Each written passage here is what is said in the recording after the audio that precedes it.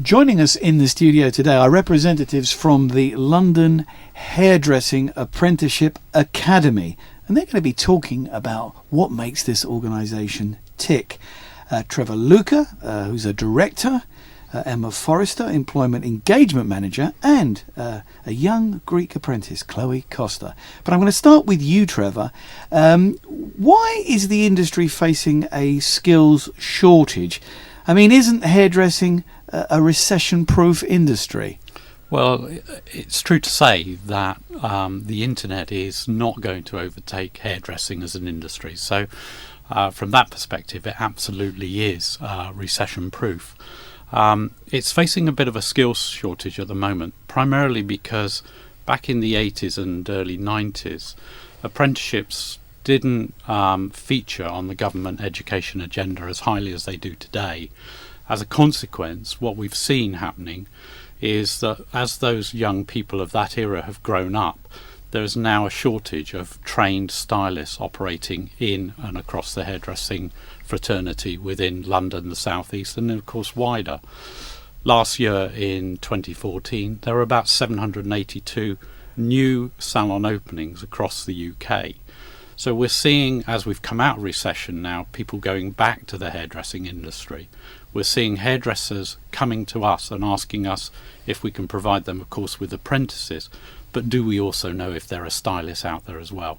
And at the moment, there is a real shortage of good, ably qualified hairstylists. But that desire hasn't gone away, has it, Trevor? No, the desire is still there. It's a very creative, and it's an industry that is, absolutely diverse. So you can work in hairdressing on the high street, but equally you can work in the creative and media side of it, or perhaps you might want to specialise in theatrical hairdressing. So there is a lot of passion, there is a lot of diversity in hairdressing, and of course as all of those industries have increased, and particularly the media in the UK, we're seeing more and more demand for trained hairstylists. Now, you've talked about apprenticeships, but what are the benefits of doing an apprenticeship these days? Well, you have to compare that, I suppose, when you reach the age of 16, what are your options now? What career paths can you really think about taking? Unfortunately, what we're finding is that most people now perceive, with the raising of the participation age, that actually at age 16 they have to stay on school and go into full-time education, or they have to go to college and do a full-time course. Actually, the reality is at 16 they have choice. And one of those choices is now to travel on an apprenticeship pathway. An apprenticeship is an opportunity to learn while you earn.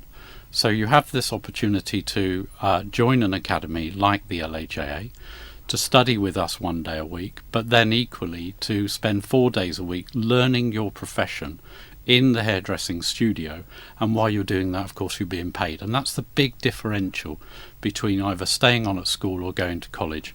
An apprenticeship is earning while you learn. From an employment perspective, Emma, I'd like to ask you about the core attributes that you'd be looking for these days in a trainee hairdresser. Well, there definitely are some core attributes that students will need to come to us with. They'd need to be extremely hard-working, reliable, trustworthy, have that passion for hairdressing. And if they've got those attributes, then they are on the road to becoming a great hairdresser. How do you find initial creativity in people? Do you test that at an interview stage? Yeah, we go through an interview process. So we take the student for about an hour, we sit down with them, we ask them some questions, we get them to fill out an application form. We ask what they're doing in their lives at the moment, what their hobbies are, what their interests are, and why do they want to be a hairdresser at the end of the day. They need to explain to us and show us what their passion is, why they want it so much, and you usually see that in students. It's an industry that you really need to be dedicated in. So in order to get on the apprenticeship programme with the LHAA, it's important that you show us your character on interview. So what would the ideal student be? The ideal student for us would be somebody that's got great communication skills, that's happy, that's passionate about hairdressing, that communicates well, that's reliable, that's punctual, that's smart, that shows us that this is what they want. Well, I'm going to ask somebody actually on the ground floor who's gone through the whole apprenticeship bit. Chloe Costa, You're actually doing this at the moment as an apprentice. Yes, I am. Now, the name obviously rings a bell there. Shades of Greek overtones. Are you Greek or are you from Cyprus? Yeah, I'm from Cyprus. I actually lived there for 5 years of my life. Speak it fluently. Went to the whole Greek English school over there. Really became a massive part of my life. And what made you want to be a hairdresser? I guess I've always had it in me. I've always had this passion to do hairdressing, be a hairdresser. I love the whole social side of it. You get to interact with new people every day. Clients, people you work with. The whole thing is just amazing, the experience. Now, Emma's talked about the attributes that you need. How technical, though, do you have to be? Very technical. You're on your feet all day. You have to be very hardworking, very enthusiastic about what you're doing. It's all technical, even though there's a load of theory to it, don't get me wrong, but the whole process of all the services that hairdressing provides is amazing. Quite demanding, I would imagine. Very. Talk me through a typical day. In the college at the LHAA, it's basically amazing. It's a salon. You're on your feet doing hairdressing practical, and you're also doing theory at the same time. The other 4 days a week in a salon, you're shampooing, consulting with clients, reception work, meet and greet, providing them with what they need, teas, coffees, shampooing, conditioning treatments. There's so much that you learn every day that you're there. And what about the clients? You must have met some interesting ones along the way. Yeah, I mean, I've been there in the business for almost a year now, and I think I can confidently tell you about 5 divorces, 3 holidays, daughters, sons, family problems. You have to listen to the whole load of it, but it was very interesting. So if we need to look for a new soap story, we know where to go. Definitely. Now, we've talked about the attributes required. We've talked about what you do on a day-to-day basis. But I guess people are going to want to know, what are the rewards that a successful applicant can look towards? And I'll ask you that, Emma. There are many rewards in hairdressing. For instance, we at the Hairdressing Academy, the London Hairdressing Apprenticeship Academy, we work alongside Steiner, the cruise ship, for instance, and once a year we take our students down to have a look around. They take on board apprentices that have finished their training, and they can travel the world with Steiner. They can make a lot of money with Steiner. For instance, we met a young lady that travelled the world. She went around the Caribbean for 6 months, worked as a hairdresser on board, and earned between $20,000 and $30,000 in 6 months. This is an amazing industry to go into.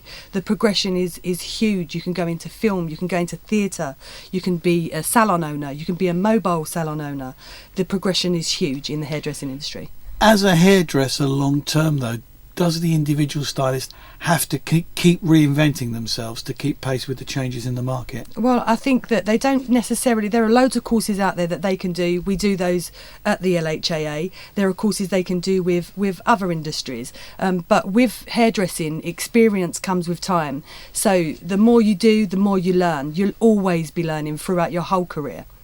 So on a 5-year trajectory, what would you expect a successful person to be able to earn, say, in 2020 if they started with you today? If they ticked all the boxes and everything went according to plan? So, I mean, in hairdressing, typically, as an apprentice, they'll start on £2.73 an hour, so it's broadly about £100 a week. When they reach a stylist, and as you say, in 5 years' time, it rather depends where they're working, of course, but on the high street they can expect to earn £30,000 to £40,000 a year as a stylist. If they're working in central London at a top Mayfair salon, then actually they can earn in excess of £70,000 to £100,000 a year. Wow, I'm not sure too many people actually realise that. No, it's I think it's one of those sort of hidden things about hairdressing at the end of the day. If you're, as colleagues have said, if you're really passionate about this and you're really hardworking and energetic and you're in the right environment, you know, people are still, as we said right at the onset, wanting to go to see a hairdresser. They'll stick with you as well throughout a period of life. So once you begin to build a relationship with your stylist, you tend to go with that stylist wherever they move. So consequently, the longer you're in the industry, the more clientele you'll build up, and of course your earning capacity then grows with it exponentially. Trevor, in closing, is LHAA recruiting right now? And if so, how should people get in contact with you? Yeah, so we're always recruiting. Right now in our academies in Boreham Wood, in Camden and in Loughton, we're starting programmes in April. And then, of course, we're beginning to think about particularly school leavers that will be joining us in July, August and September onwards. So typically the age profile we're looking for now is 16 to 23 apprentices. We're really interested in talking to school leavers from the age of 16 onwards that want to take an apprenticeship rather than stay on school. They can reach us through our website at www.lhaa.co.uk. On there's a contact form that they can complete and submit to us through email, or they can call us directly on 0208 953 9344. Thank you all so much for talking to London Greek Radio. Thank you. Thank you. Thank you.